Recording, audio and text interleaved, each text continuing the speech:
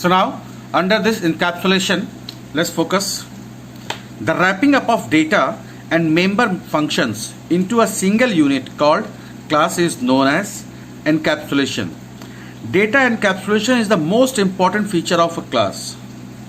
The data is not accessible to the outside world. They can be accessed only by its method, which are wrapped within the class. So in short, we can easily understand that this encapsulation wraps the data and member functions. So here the data means the variables on which we work, and the method means where we work on these variables. And under this encapsulation, it combines the data means the variable and the methods into a single unit, and that unit is here known as the class. That unit is known as here class, and this is the property of encapsulation. So basically this data and member methods, the functions, the method is a place where we perform operations on data. So both are the basic requirement for the encapsulation. Right everybody? So you can easily understand that earlier we were using the variables and on that variables we were working.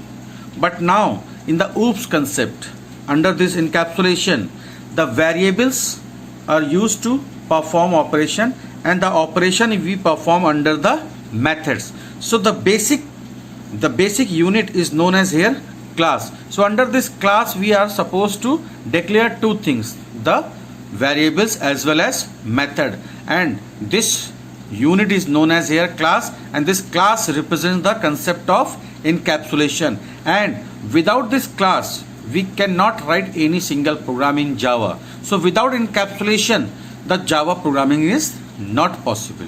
Now just move to the next concept, that is inheritance. As you know, inheritance is the process by which object of one class acquires, or you can say inherits the property of objects of another class. So in short, you can easily understand the inheritance means to adopt the property from one class to another class.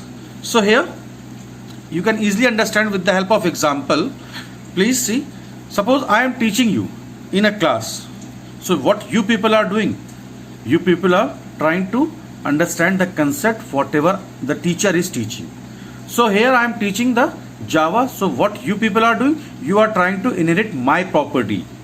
So here I means the class, suppose I am the class. So from where you people are inheriting the property, that class is known as superclass, and whoever is inheriting the property, that is known as the subclass. So this subclass is you.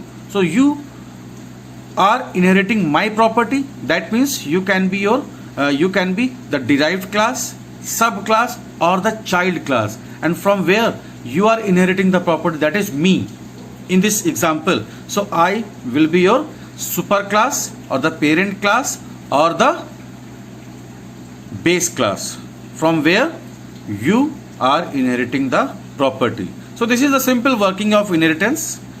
Now just move to the last property of OOPS. So now this is very common. Now the last feature is polymorphism. So here the poly means many and the morphism means methods. So now the ability to take more than one form is called as polymorphism.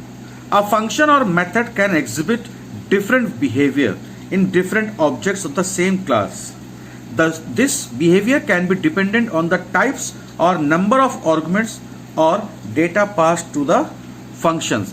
Basically, whenever you are having multiple methods, so in that case the function name must be same, but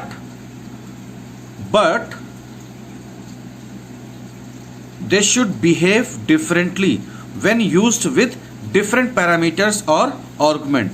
This is also called a method overloading. So basically in this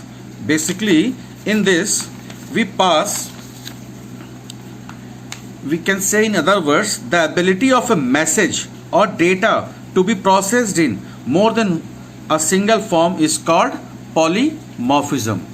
So now let's move further. The next concept we are going to understand, that is object and class.